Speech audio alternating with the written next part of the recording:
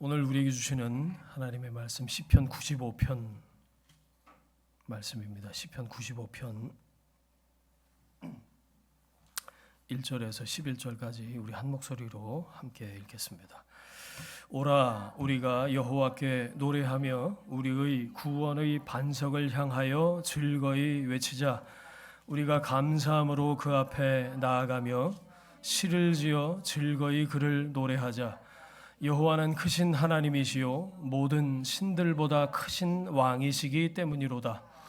땅의 깊은 곳이 그의 손 안에 있으며 산들의 높은 곳도 그의 것이로다. 바다도 그의 것이라. 그가 만드셨고 육지도 그의 손이 지으셨도다. 오라 우리가 굽혀 경배하며 우리를 지으신 여호와 앞에 무릎을 꿇자. 그는 우리의 하나님이시요 우리는 그가 기르시는 백성이며 그의 손이 돌보시는 양이기 때문이라. 너희가 오늘 그의 음성을 듣거든 너희는 무리바에서와 같이 또 광야의 마사에서 지냈던 날과 같이 너희 마음을 완악하게 하지 말지어다. 그때 너희 조상들이 내가 행한 일을 보고서도 나를 시험하고 조사하였도다. 내가 40년 동안 그 세대로 말미암아 근심하여 이르기를 그들은 마음이 미혹된 백성이라 내 길을 알지 못한다 하였도다. 그러므로 내가 노하여 맹세하기를 그들은 내 안식에 들어오지 못하리라 하였도다. 아멘. 온전한 예배라는 제목으로 말씀의 은혜 함께 나누겠습니다. 우리 교회 아직 찬양대가 없습니다. 성가대. 근데 놀라운 거 아세요, 여러분? 밖에 있더라고요. 밖에. 요즘 피어나는 이 봄 꽃들이 전부 다 하나님 영광을 찬양하는 찬양대 아닙니까? 아멘 아니세요? 여기 앞에도 찬양대가 있어요. 따로 필요한가? 성가대가? 봄이 그 자체로 커다란 성가대잖아요. 메말랐던 가지에 새순이 돋고 동토 얼어붙은 땅에서 새순이 꽃이 피어나는 모습이 너무 신기하지 않나.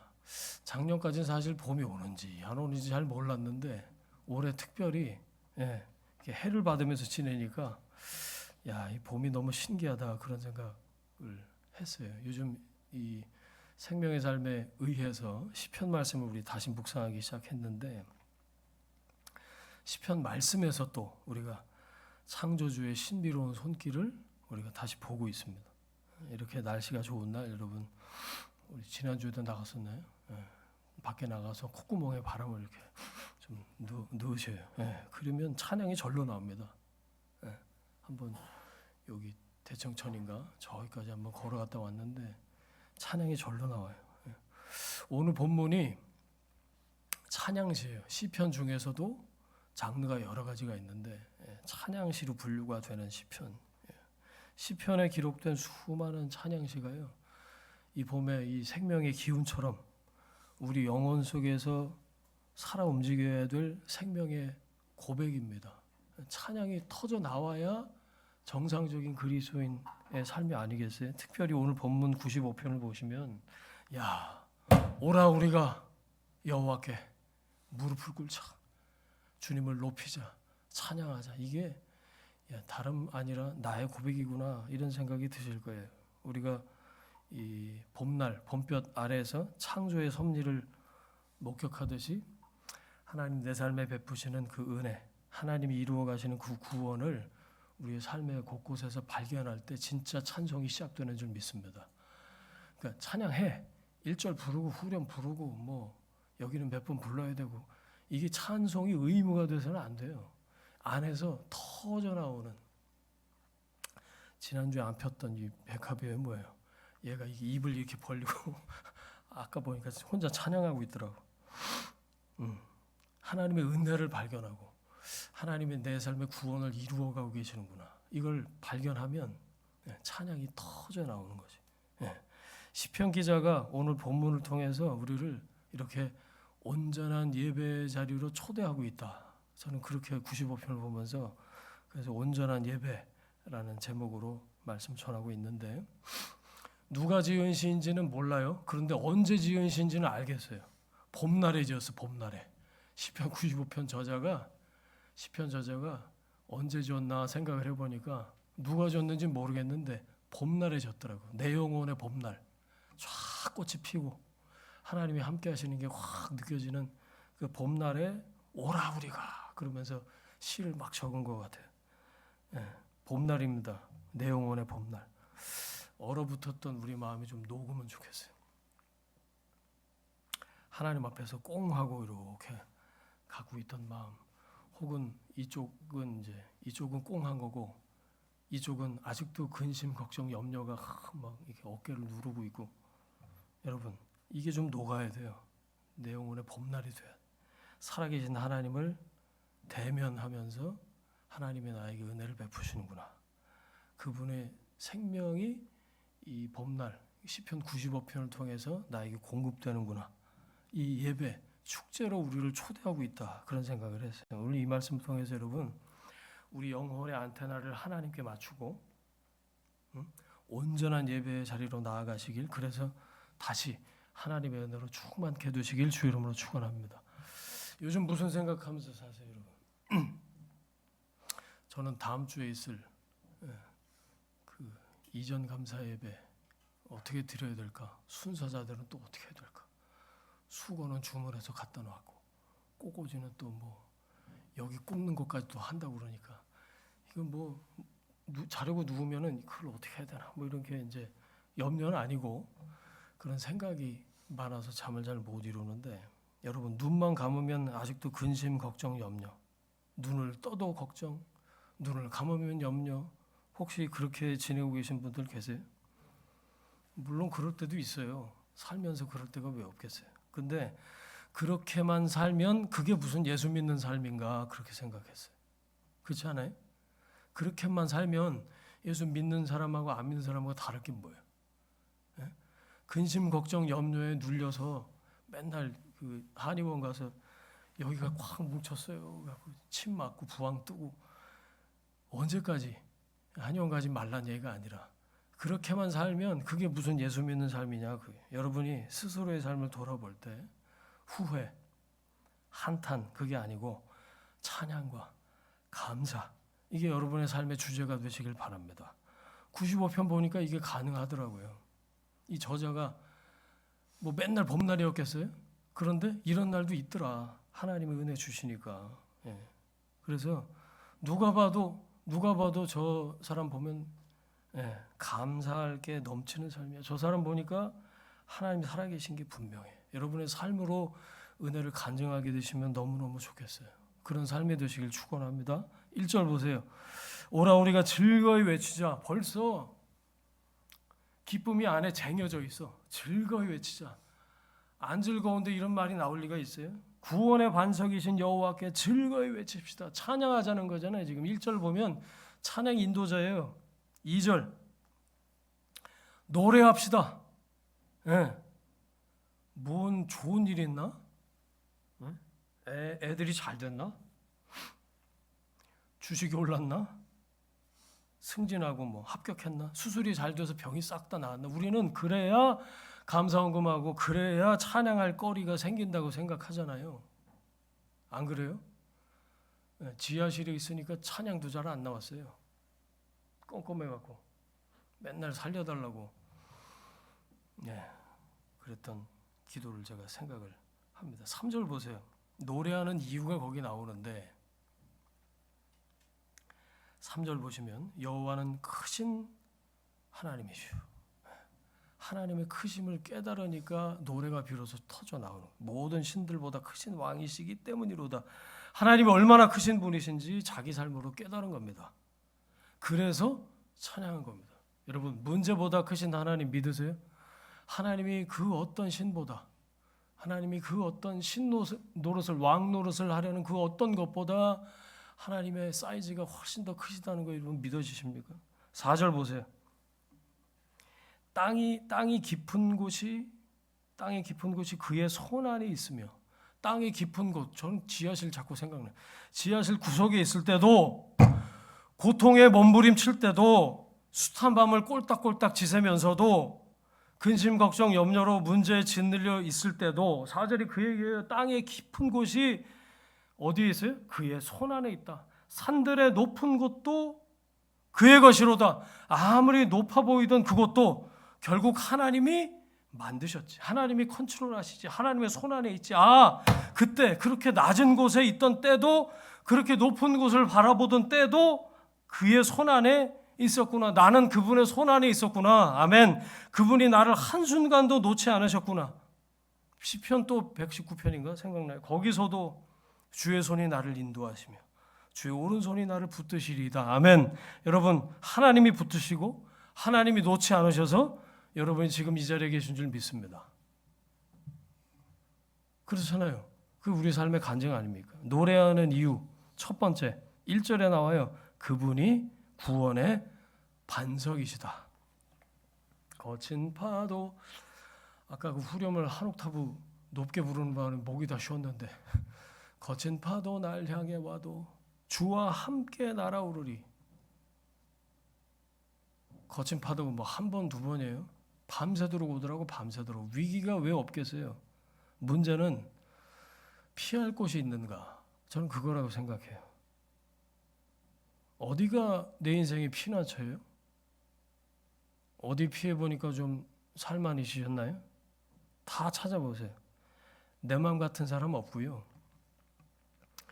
내가 진짜 쉘터, 평안한 안식처, 피난처 삼을 그런 시공간 없는 것 같아요. 주님만이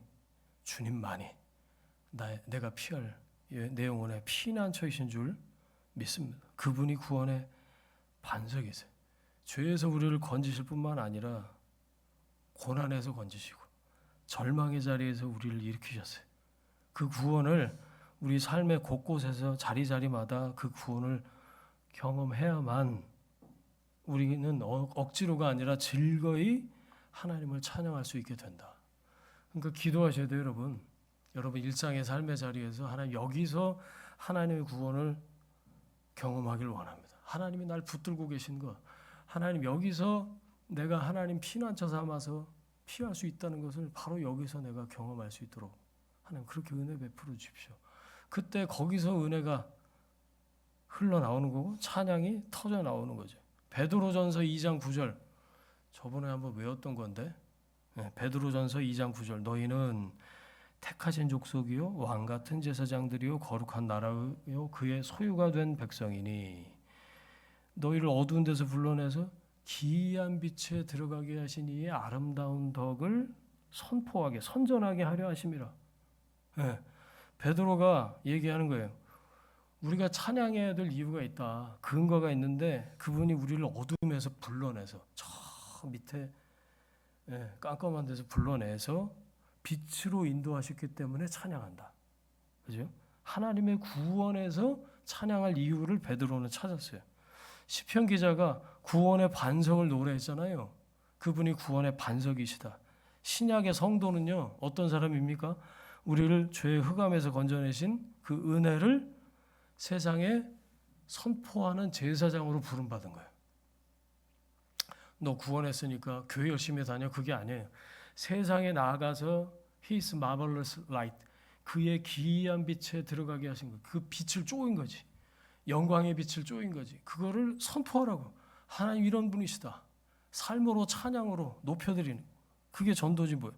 구원을 경험한 사람만이 그 기이한 빛의 아름다움을 노래할 수 있는 법이에요. 세상에서는 그런 신기한 빛이 없어요. 기이한 빛, 놀라운 빛, 나를 어두운 데서 불러내서 그 기이한 빛에 들어가게 하신 이 그분의 아름다운 덕을 선포한다. 이 찬양이잖아요. 노래예요. 하나님을 경험한 만큼 찬양을 하는 거예요. 그러니까 뭐가 입력이 돼야 돼요? 하나님을 더 깊이 경험하게 도와주십시오. 여기서 하나님 살아계신 것을 경험할 수 있도록, 이곳에서 하나님이 나의 구원의 반석이신 것을 경험할 수 있도록. 그럴 때 찬양이 은혜가 입력이 되니까 찬양이 아웃풋으로 나오게 되는 거예요. 하나님을 여러분 더 깊이 경험하게, 더 깊이 알아가게 하시고, 그래서 하나님이 이런 분이시라고 여러분의 삶으로 간증하고 찬양하고 노래하는 삶을 사는 여러분이 되시길 주 이름으로 축원합니다. 노래하는 이유 두 번째가 3절에 나오는데 3절 보세요. 하나님이 모든 신들보다 크신 왕이시기 때문이다. 세상에 스스로 신이라고 주장하는 것들이 참 많잖아요. 저마다 다 신이래. 그리고 누굴 믿죠 우리가? 그리스도 참신이신 하나님을 믿지 않는 사람들은 자기 자신을 믿습니다.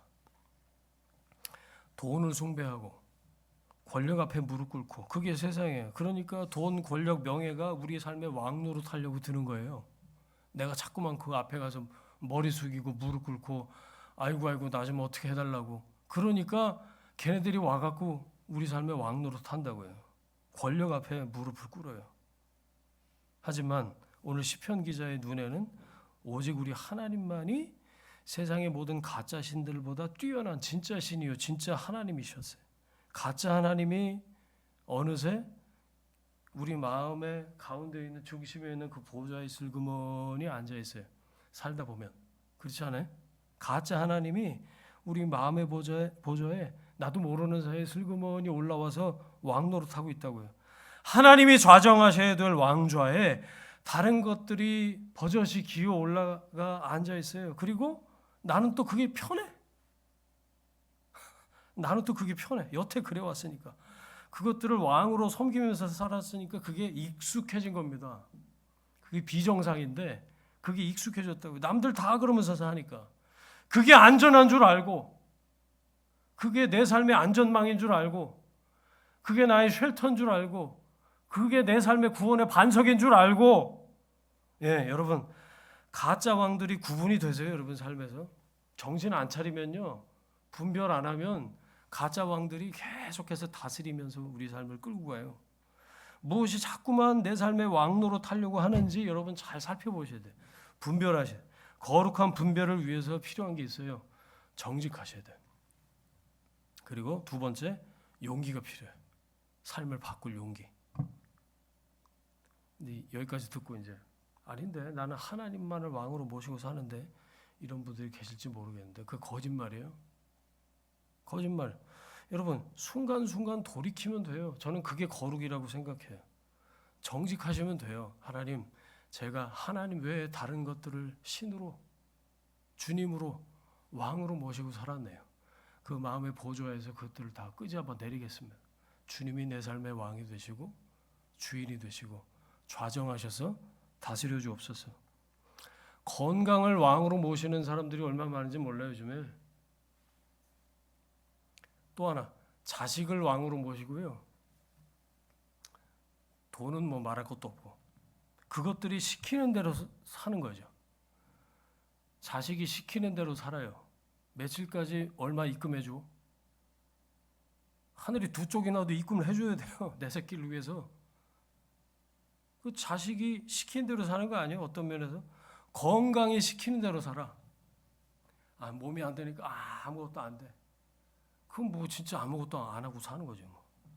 여러분 왕의 권리를 왕의 주권을 나의 아버지 창조주 하나님께 권리를 넘겨드리는. 왜요? 그분이 모든 신들보다 크신 왕이시기 때문에.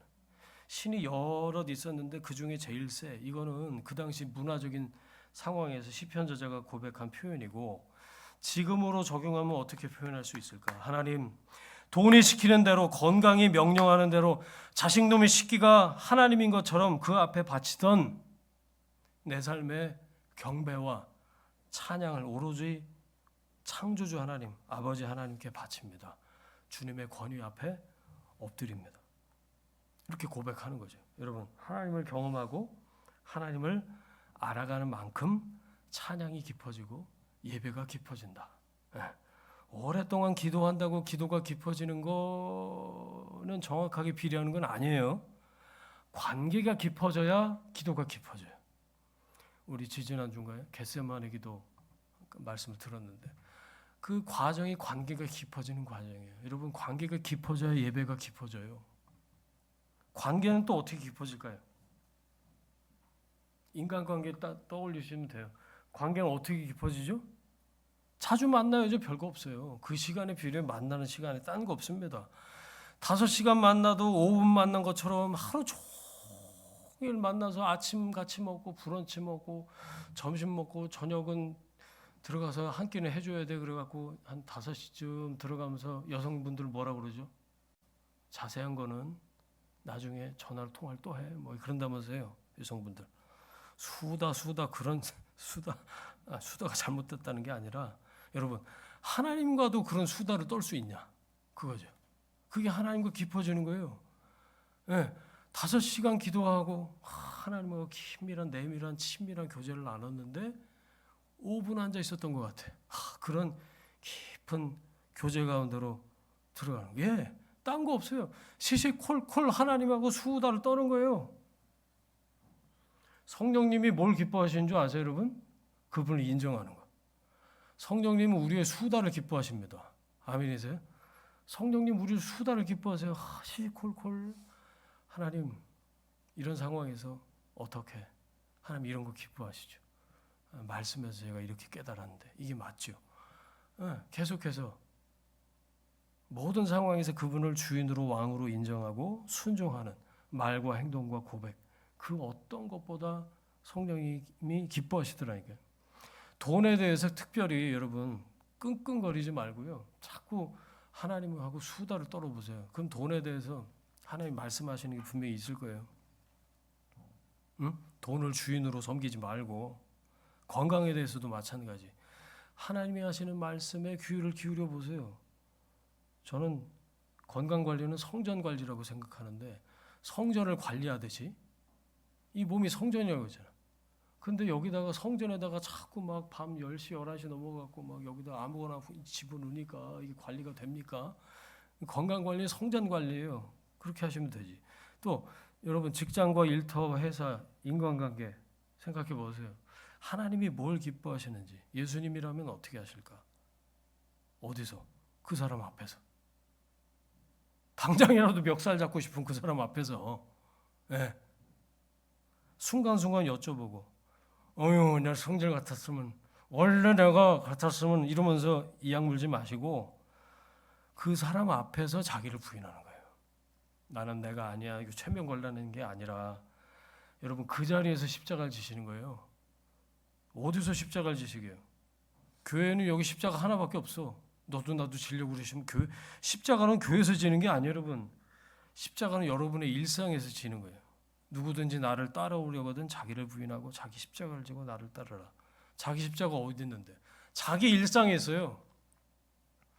여러분 그 자리에서 싸움 나기 일보 직전이고 멱살잡이하기 일보 직전인 그곳에서 말씀에 순종해 보세요. 그게 십자가를 지는 겁니다. 예수님이라면 어떻게 하실까? 묵상하세요. 묵상이 뭐 오래 걸려요? 1초, 2초, 3초. 숨 한번 크게 내쉬고 이걸 내려요. 화를 내리고 이런 쌍시옷 나오기 전에 머릿속에서는 이미 맴돌고 있지만 입에서 막 튀어나오기 전에 숨 한번 크게 내쉬고 들숨 날숨 한번 하고 이걸 내리고 주님이라면 어떻게 하실까? 거기서 내 십자가를 떠올리고 거기서 십자가를 치는 거. 그게 자기 부인이에요. 그러면 여러분 하나님이 가만히 있으실까요? 하나님이 가만히 있지 않으십니다. 그리스도인이 말씀대로 순종하고 살려고 애를 쓰고 계신데 하나님 아버지가 가만히 있으실 리가 없어요. 그러면 맺혔던 것들이 풀리게 될 줄 믿습니다. 왕이신 하나님이 다스리시는 거예요. 그러면서 자 찬양하고 노래하는 세 번째 이유 4절부터 6절까지 나오는데 그분이 나를 만드신 창조주 하나님이시기 때문이다. 아까 말씀드렸어요. 찬송과 감사 저절로 나오지 않는다. 사랑에 비유하는데 사람이 사랑에 빠지면 뭐 사람도 그렇고 어떤 대상도 그렇고 사랑에 빠지면 저절로 그 생각을 계속하면서 콧노래가 나오잖아요. 사랑해 보신 지 오래돼서 기억이 안 나시는지 사랑에 빠지면 저절로 콧노래가 나와요. 꽃이 기뻐. 그래서 곡조를 막 만들어서 갖다 대고 대청천에 낮에 밥 먹고 이렇게 걷는데 웬 아저씨가 옛날에는 울었는데 요즘은 꽃을 보면서 중얼중얼 거리더라. 그러면 전주 아세요. 하나님이 어떤 분이신지 알고 그 행하신 일을 경험할 때 입술이 자연스럽게 열리는 겁니다. 콧노래가 코가 벌렁벌렁하면서 찬양이 시작이 되는 거죠. 6절 보세요. 오라 우리가 굽혀 경배하며 우리를 지으신 여호와 앞에 무릎을 꿇자. 누가 생각나세요? 전 6절 보면서 다윗이 생각났어요. 네? 6절을 자기 삶으로 구현해낸 6절을 인물로 바꿔봐라. 그럼 다윗이에요. 다윗. 베들레헴 들판에서 양을 치던 그 어린 시절부터 하나님은 노래했어요. 싱어송라이터였어. 다윗. 사자와 곰의 위협 속에서도 두려워하지 않고 수금을 타면서 찬양할 수 있었던 이유, 그 자기 삶의 현장에서 구원의 반석을 매일 체험하기 때문에. 오늘 사자를 만났는데 들판에서 이러면서 시작되는 그의 간증이 아빠 엄마 듣기에, 형제들 듣기에 찬양 아니었겠어요? 하나님이 이렇게 하셨다고. 그게 찬양이지 뭐예요. 그에게 하나님, 다윗에게 하나님은 종교적인 관념에 있는 옛날 대대로 내려온 스토리 안에 갇힌 그런 신이 아니라, 내가 오늘 나가서 양을 치고 있는데 사자의 발톱에서 날 구원해 주셨어요. 자신을 지켜주시는 실제하는 왕이셨어요. 훗날 다윗이 왕이 돼서 수많은 시편을 기록하잖아요. 그 비결도 바로 그의 삶의 구석구석에서, 광야에서 경험한 그 하나님의 손길이 찬양의 가사가 된 거잖아요. 그러니까 찬양 가사, 여러분 우리 다 싱어송라이터가 돼야 돼요. 자, 기억해내서 한번 적어보시는 거예요. 그게 찬양 가사가 됩니다. 하나님이 내 삶에 이렇게 하셨다. 하나님이 내 삶에 이렇게 하셨다. 지난주 수요일에 뭐 하셨어요, 여러분? 지난주 수요일에 받았던 은혜, 하나님이 내 일상에서 이렇게 하셨다. 위험에서 건지셨을 뿐만 아니라 아무 일 없이 별일 없이 지나가게 하셨다. 주 찬양! 그 찬양 가사이지 뭐예요? 그죠? 여러분, 다윗처럼 오늘 하루 나를 죄에서 구원하시고 위기에서 건져주신, 저는 이게 제일 중요한 것 같은데, 평안히 별일 없게 지나가게 하신, 여러분 하루하루가 별일 없게 지나가는 게 이게 큰 은혜입니다. 예? 그 주님의 은혜를 돌아보고 기억하고 높여드리는 것이 찬양이죠. 그죠? 말씀 정리합니다. 오늘 본문의 두 번째 핵심이 7절에 있는데요. 7절 보세요. 하나님과 우리의 관계가 거기에 나와요. 그는 나의 하나님이시요 우리는 그가 기르시는 백성이며 그의 손이 돌보시는 양이기 때문이라. 아멘. 여러분, 하나님이 여러분 직접 기르시고 돌보셨어요. 아멘이세요? 누구한테 위탁해서 하청조 갖고 우리를 이렇게 케어하신 게 아니라, 그분의 양인 나를 그분의 오른손으로 붙드실 뿐만 아니라, 양이 잘 안 보인다면서요, 계속해서 케어하시고 그분의 손으로, 오른손으로 특별히 돌보시고 기르셨어요. 할렐루야. 네, 직접 기르시고 돌보셨다고요. 그런데 이렇게 돌보심을 받는 양이 취해야 될 태도가 있어요. 마땅한 태도. 뭐죠? 오늘 그의 음성을 듣는 겁니다. 다시요. 양은 뭐 한다고요? 양이 할 건 따로 할 게 없어요. 오늘 그의 음성을 듣는 거예요. 그게 양이 유일하게 해야 될 일이에요.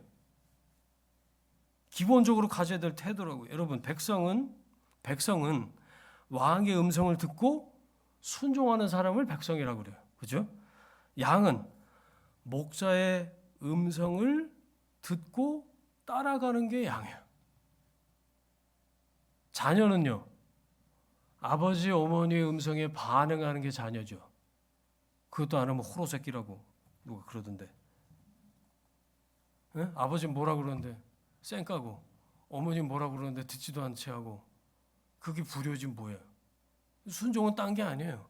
오늘 그의 음성을 듣는 거. 목자 되신 그분을, 나를 돌보시고 기르시고 케어하시는 그분을 따라가는 거. 양이 할 일이 그거지 뭐예요. 자, 그래서 요한복음 10장 27절 암송 구절이에요. 내 양은 내 음성을 들으며 나는 그들을 알며 그들은 나를 따르느니라. 아멘. 요한복음 10장, 예수님이 이 땅에 오신 이유를 설명하시면서 하나님과 우리의 관계를 말씀하신 예수님께서 이 오늘 시편 95편의 고백을 저는 요한복음 10장 27절 이 말씀을 통해서 완성하셨다고 생각해요. 내 양은 내 음성을 들으며 나는 그들을 알고 그들은 나를 따르느니라. 선한 목자이신 예수님이 그 예수님의 양이 가진 특징, 목자의 음성을 듣고 분별하고 알아듣고 따르는 거죠. 이거 듣는다, 이거 제가 몇 번 말씀드렸었는데 소리를 듣는 게 아니고 그 음성을 신뢰하고 이쪽으로 가라. 아멘.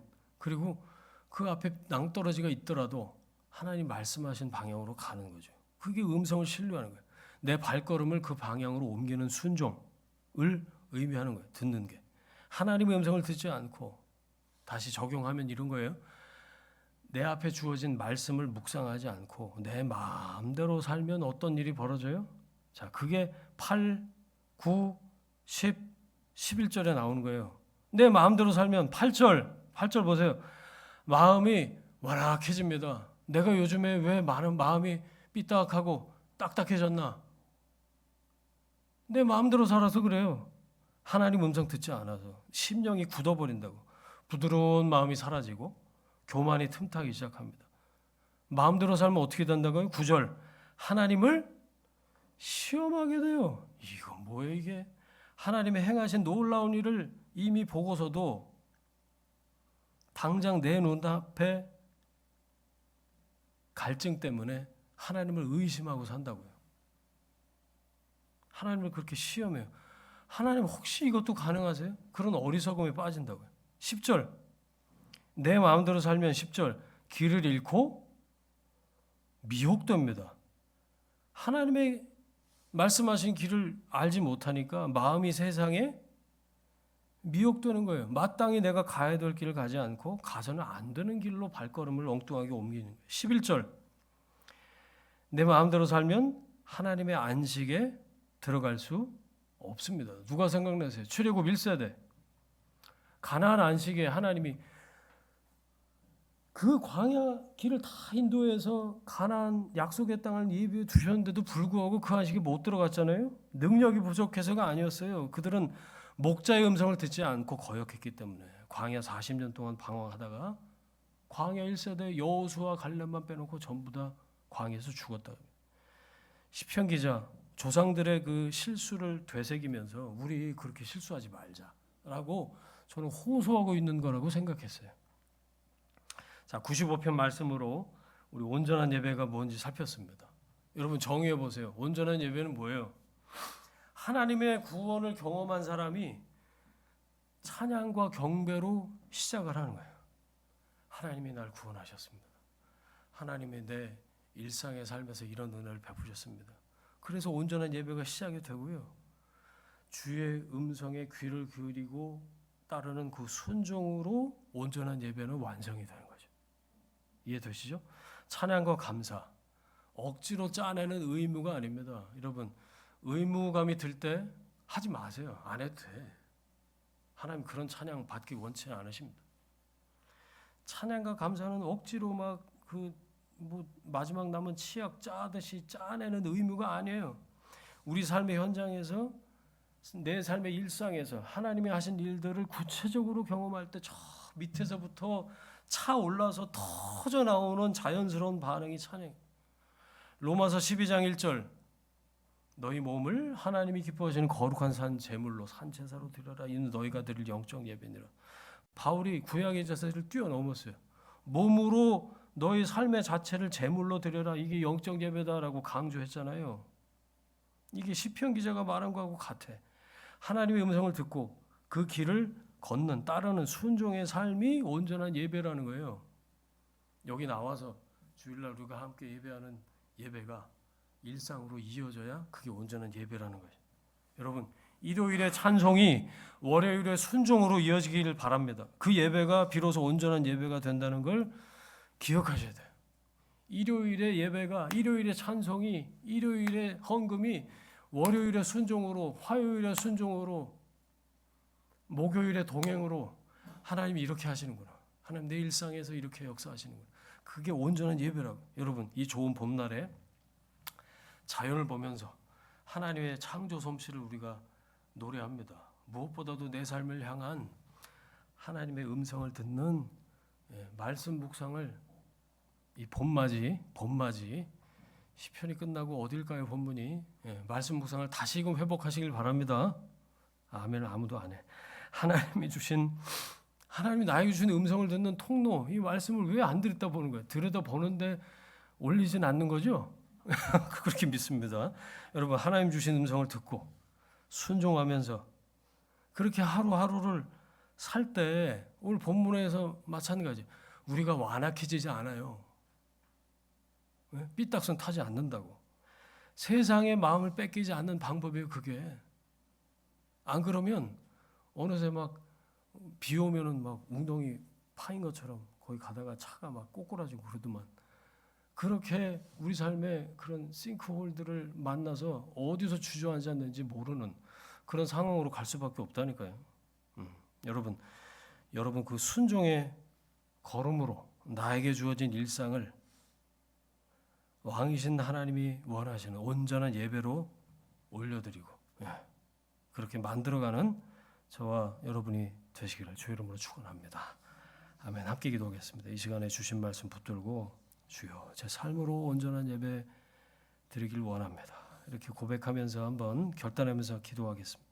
같이 기도합니다. 하나님 아버지 감사합니다. 아버지, 우리들 기이한 빛 가운데로 인도하셔서 하나님의 영광을 찬양하는 하나님의 사람으로, 하나님의 자녀들로, 먹다 주신 주님의 양으로 주여 불러주셔서 감사합니다. 하나님, 이 삶에 베푸신 하나님의 은혜를 기억합니다. 거기서 머물지 않고 찬양과 경배로 내 삶을 온전한 예배로 올려드리는 우리가 될 수 있도록 주의 음성을 오늘날 듣고 순종하고 그 음성을 따르는 주의 선한 목자의 양으로 한 살아가기에 부족함이 없도록 하나님 우리를 깨우쳐 주시고 다시 한번 이 말씀으로 하나님 우리를 더딥혀 주옵소서. 그래서 하나님 시편 저자의 이 고백들이 우리의 삶의 고백이 될 수 있도록 주님 인도하시고 역사하시고 함께하여 주옵소서. 주님, 우리 일상을 왕이신 하나님이 원하시는 온전한 예배로 만들어갈 수 있도록 주님 축복하여 주옵소서. 이제는 우리의 주인 되신 예수 그리스도의 은혜와 하나님 아버지의 사랑과 성령님의 동행하심이 내 삶으로 온전한 예배를 드리길 원하는, 그렇게 주님과의 관계가 더욱 깊어지길 원하는 하나님의 사람들 위해, 그들의 일터와 가정과 자녀들 위해 지금부터 영원까지 함께 하시기를 간절히 축원하옵나이다. 아멘.